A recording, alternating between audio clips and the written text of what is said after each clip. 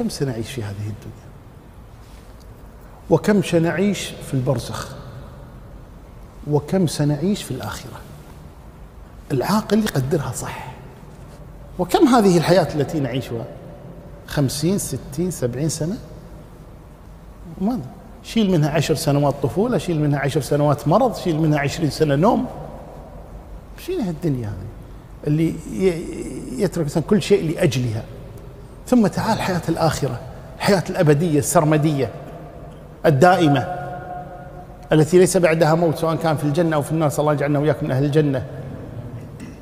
ألا تستحق أن يعمل لها الإنسان ويجتهد لها بدل هذه الحياة التافهة؟